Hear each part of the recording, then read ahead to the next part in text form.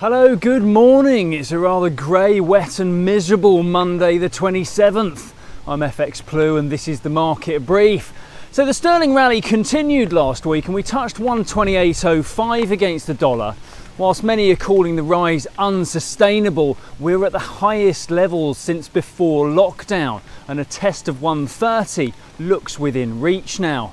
Retail sales were also back to levels seen before lockdown, and we've also seen suggestions that the worst of the COVID effect might be behind us, meaning Brexit and the row with China are more immediate concerns. That's probably a little premature when Sunak's support measures are still mounting.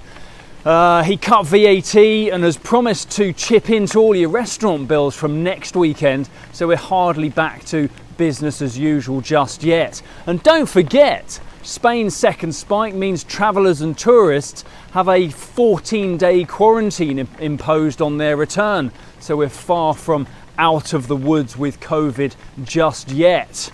Over in the US, we have the Fed meeting this week. The market still has no idea on what new support measures might be likely, but irrespective of that package, the Fed may need to act again, as the recovery there is already taking way longer than previously expected. Current forecasts suggest it may be Q1 or even Q2 next year before we see growth again. The US is genuinely struggling to control COVID-19 and analysts are losing faith in the administration to deal with the fallout now that their first lockdown withdrawal plan has clearly failed. There are still about 30 states reporting increasing infections. Yes, Trump has tried to fob that off, putting it down to increased testing, but it looks like the current plan revolves around a vaccine being produced in time. Last week, the dollar index fell to 94.32, posting the biggest weekly drop since March and down to levels not seen since September 2018.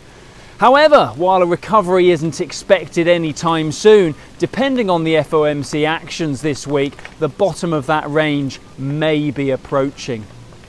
Last week, the euro enjoyed a little time in the sun as the strongest performing G7 currency. Euro dollar touched 116.58, which was the highest we've seen since September 2018. Do you think that move has legs left in it yet though?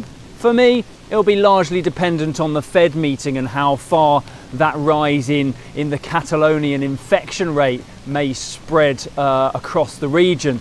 So be sure to keep an eye out on developments there. Right, that's it from me. Wet and miserable. I should have bought a brolly. Join me again tomorrow. All the best. If you do not have a clue, then just tweet through and ask FX Blue.